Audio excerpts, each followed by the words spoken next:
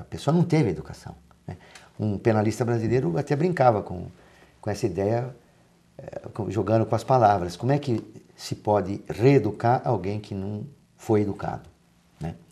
Hoje o Estado, falando nisso, o Estado tem condições de reeducar através de alguns novos projetos, como por exemplo os centros de ressocialização, né? Saindo daquela ideia tradicional da cadeia. Será que, por exemplo, só a título de exemplo, será que os centros de ressocialização são instituições para reeducação?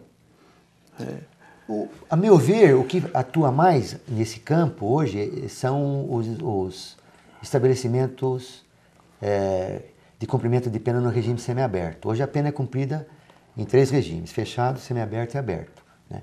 E é muito fácil ver, passando na rua, olhar um grupo de calça bege, camiseta branca capinando, são presos no semiaberto, sem vigilância, estão trabalhando.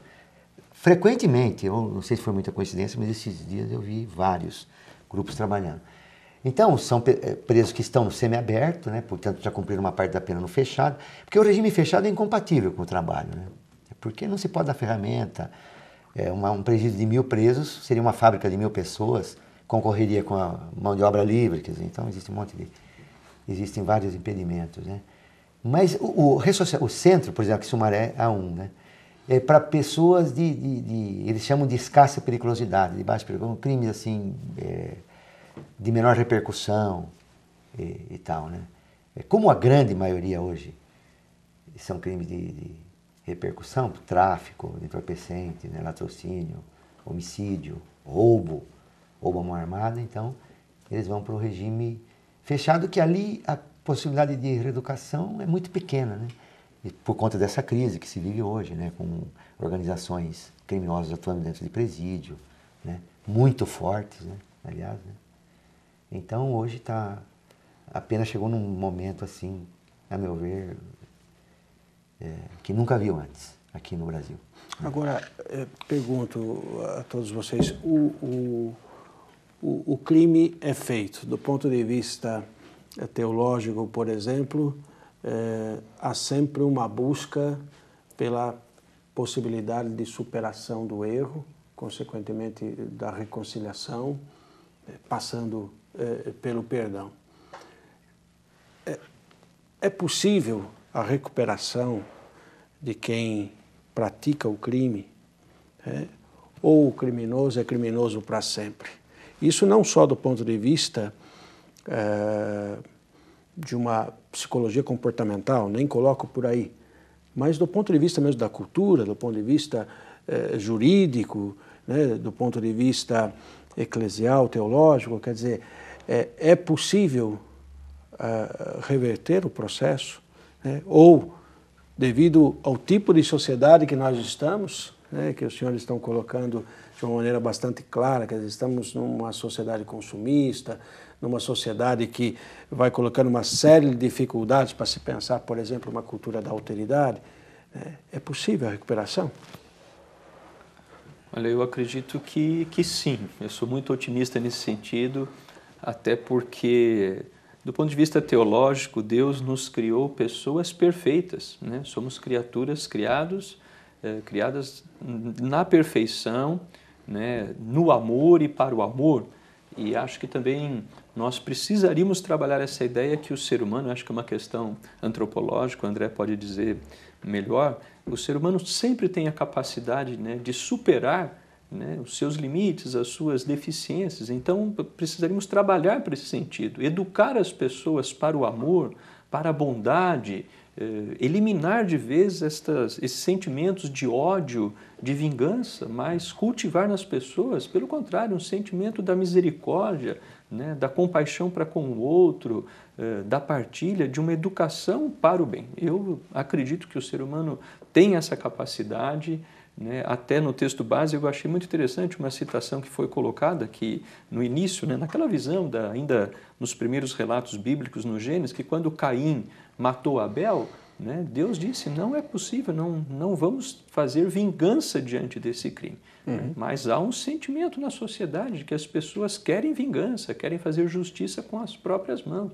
Então, nós precisamos, eu diria isso enquanto igrejas, as escolas, famílias criar um sentimento e uma forma de mostrar que o ser humano ele tem o potencial, né, para crescer, usar dessa criatividade, né, para o bem, a capacidade de perdoar o outro, ou nós nos educamos nesse sentido, né, com esse potencial que está no coração humano, né, ou então nós, de fato, vamos caminhando para formas, né, de sociedade onde o desamor, a guerra, a violência vão predominando. Eu sou muito otimista nesse sentido e acho que se a gente não for desmontando, né, os círculos viciosos, né, de tanta violência e de tanta insegurança na sociedade, né, nós vamos, como que crianças, e nesse sentido eu acho que a mídia tem um papel muito importante, eu acho que teria que se rever numa proposta de ação para que filmes, por exemplo, que acabam sendo assistidos por crianças de 4, 5 anos que brincam de matar a outra.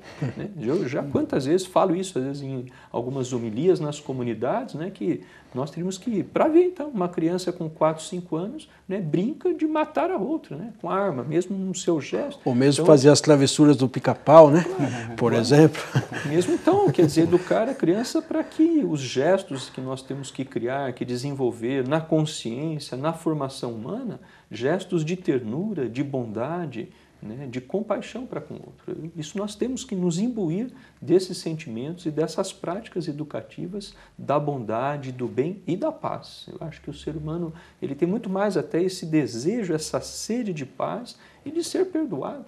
Né? Então não é reproduzir Caíns matando, né, Abéis na história, mas o contrário. É aí que eu acho que entra, desculpe me estender um pouco, mas a própria experiência de Jesus, né, que um homem que passou a vida sofrendo, a vida toda ameaçada, padecendo violências, né, é pregado e assassinado numa cruz como um bandido, mas em que momento algum ele revidou no sentido de buscar a resposta da violência pela violência, da arma pela arma, mas pelo contrário, né? Só nós encontraremos segurança na sociedade sendo ela construída na base do amor, do entendimento, da valorização do outro, né? De uma criatividade que desmonta certos sentimentos que, né, levam a essas formas, como eu disse, uma criança que brinca aos 4 anos de matar o outro. Temos que reverter esse quadro. Interessante isso.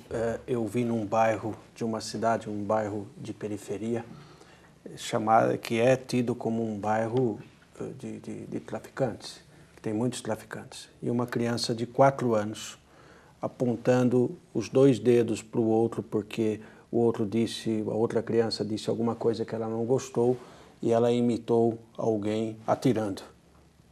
Né? Tudo me leva a crer que essa criança já viu esse tipo de atitude. Né? Aí, André, vai criando, na verdade, a cultura da violência que vai gerando mais violência. Né?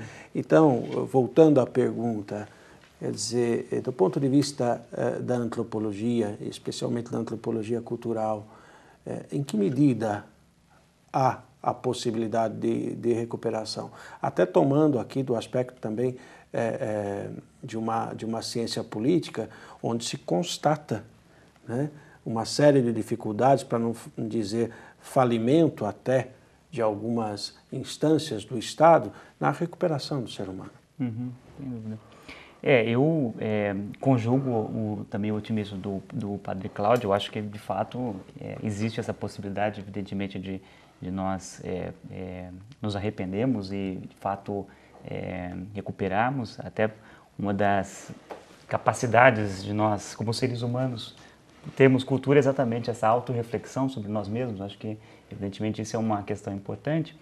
Mas eu vejo que talvez o problema, né, deva ser pensado, né, mais do outro lado. Quer dizer, claro que, evidentemente, a questão da ressocialização é um elemento importante. Quer dizer, uma vez cometido um determinado crime, oferecer condições humanas, evidentemente, nas nossas instituições, né, isso implica, inclusive, né, Silvio, das pessoas que participam, evidentemente, seja como agentes, sejam como, né, vamos dizer assim, mais pacientes do sistema penitenciário, que saibam claramente, né, enfim, uma compreensão sobre todos os momentos de um determinado processo, sobre aquilo que leva e tudo mais.